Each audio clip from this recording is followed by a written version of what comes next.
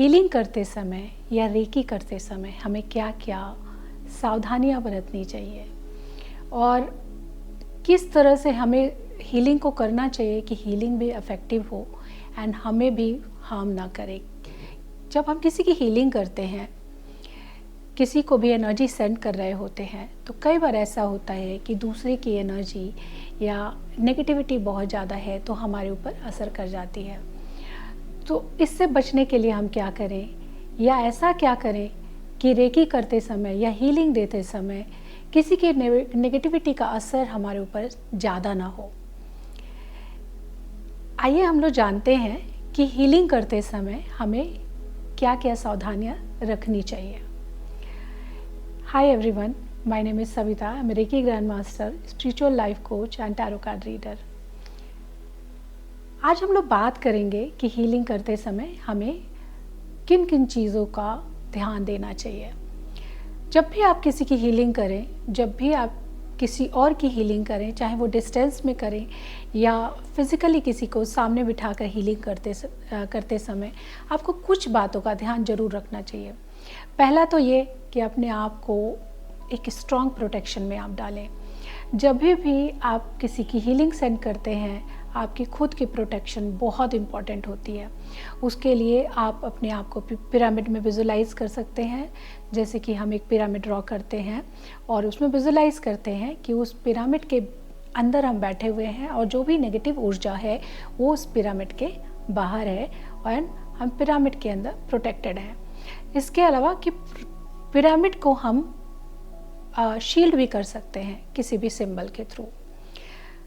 हम अपने चारों तरफ एक सर्कल भी क्रिएट कर सकते हैं, एक एनर्जी का एक सर्कल क्रिएट कर सकते हैं और विजुलाइज कर सकते हैं कि हम अपने आप को एक सर्कल के अंदर प्रोटेक्ट कर रहे हैं, सर्कल के अंदर शील्ड कर रहे हैं और एक सफ़ेद प्रकाश, सफ़ेद ऊर्जा ने उस सर्कल को फिल कर रखा है और आप उस सर्कल के अंदर बैठे हुए हैं और जो भी नेगेटिविटी है वो सर्कल के बाहर है एंड आप उस पॉजिटिव एनर्जी के अंदर प्रोटेक्टेड हैं, शील्ड हैं। इस सर्कल को आप लॉक भी कर सकते हैं किसी भी सिंबल के थ्रू।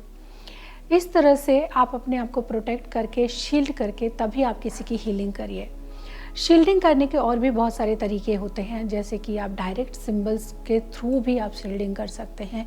रेकी में बहुत सारे ऐसे सिंबल्स होते हैं, लामा फेरा में सिंबल्स होते हैं।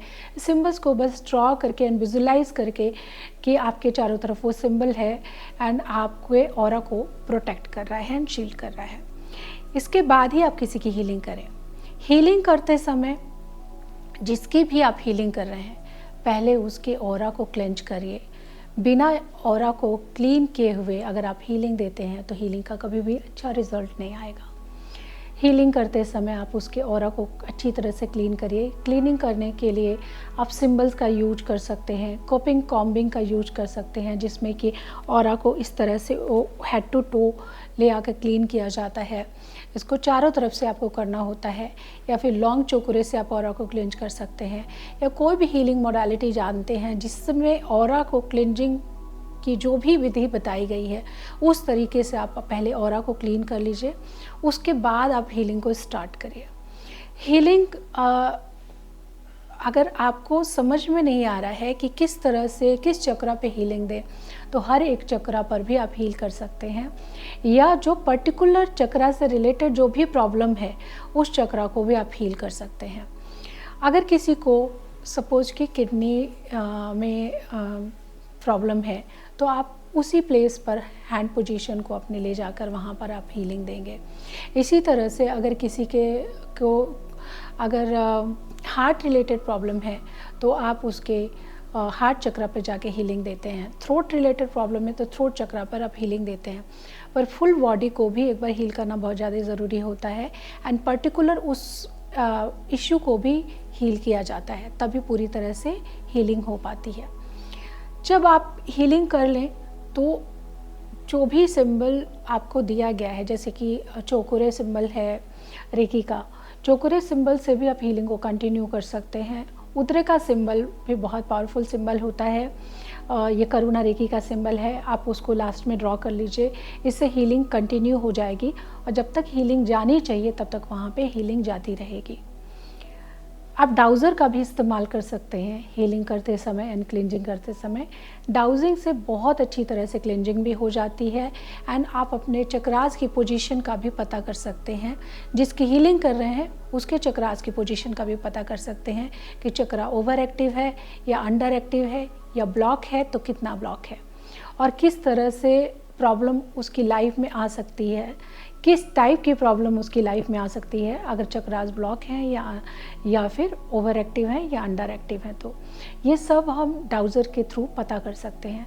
तो डाउज़र के थ्रू आप स्कैनिंग कर सकते हैं, डाउज़र के थ्रू आप हीलिंग भी कर सकते हैं। तो आप डाउज़र का भी इस्तेमाल कर सकते हैं हीलिंग में। हीलिंग करने के बाद आप जिसकी भी हीलिंग कर रहे हैं उसको प्रोटेक्शन में ज़रूर डालिए। प्रोटेक्शन में डालने के बाद उसको शील्ड करने के बाद अपने कॉर्ड्स को ज़रूर डिस्कनेक्ट करिए, क्योंकि कॉर्ड को डिस्कनेक्ट करना बहुत ज़्यादा ज़रूरी होता है। जब हम किसी की हीलिंग करते हैं तो उसके साथ हमारी एनर्जी कनेक्ट हो जाती है, चाहे हम डिस्टेंस में कर रहे हैं या फिर हम फिज़िकली किसी को सामने बैठा कर रहे हैं। हमारे एनर्जेटिक कॉर्ड्स उसके साथ कनेक्ट हो जाते हैं। उसके बाद से हमें कॉर्ड्स को डिस्कनेक्ट करना बहुत ज़्यादा ज़रूरी होता है। कॉर्ड्स को डिस्कनेक्ट करिए। कॉर्ड्स को डिस्कनेक्ट करने के बाद से आप ग्राउंडिंग भी कर सकते हैं। ग्राउंडिंग करने के लिए ग्राउंडिंग एक्सरसाइज आप कोई कर सकते हैं या जो भी जिस भी तरह का ग्राउंडिंग एक्सरसाइज आपको सिखाया गया है उस तरह का ग्राउंडिंग एक्सरसाइज आप कर सकते हैं। हीलिंग में बहुत तरह की ग्राउंडिंग एक्सरसाइज सिखाई जाती है। ये हर लेवल में सिखाई जाती है कि ग्राउंडिंग आपको किस तरह से करना है, तो उस तरह से आप ग्राउंडिंग एक्सरसाइज कर लीजिए। अगर आपको ग्राउंडिंग नहीं आती है दैन विजुअलाइज करिए कि वाइट लाइट आपके अंदर फिल हो रहा है आपके क्राउन से और धीरे धीरे आपके चक्रास को क्लीन करते हुए नीचे की तरफ आ रहा है।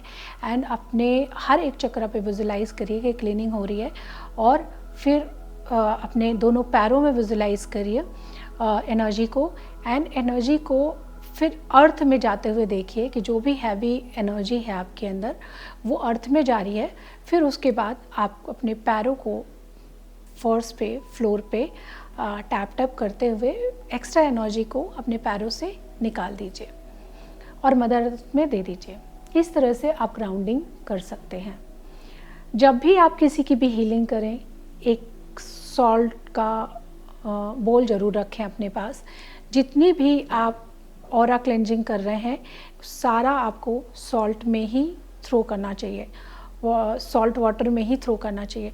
जब सॉल्ट वाटर में आप किसी भी तरह की नेगेटिविटी को थ्रो करते हैं तो वो न्यूट्रलाइज हो जाता है।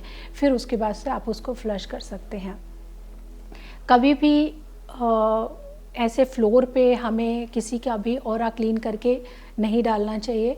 इसका असर आपके घर की एनर्जी पर भी पड़ता है, उस प्लेस की एनर्जी पर भी पड़ता है एंड मदर अर्थ को भी हमें नहीं देना चाहिए। अगर मदर अर्थ को किसी भी तरह से आपने दे दिया तो आप वहाँ पे हीलिंग ज़रूर करें। चोकुरे सहकी और चोकुरे से आप वहाँ पे उस जगह की एनर्जी को क्लीन कर लें, उसके बाद ही आप हीलिंग को वाइंड अप करें। इस तरह से हीलिंग करते समय अगर आप सावधानी के साथ हीलिंग करेंगे, सही तरीके से हीलिंग करेंगे तो किसी की नेगेटिविटी का असर आपके ऊपर भी नहीं पड़ेगा। आप खुद भी प्रोटेक्टेड रहेंगे और जिसको हीलिंग दे रहे हैं उसको भी इसका बेनिफिट मिलेगा।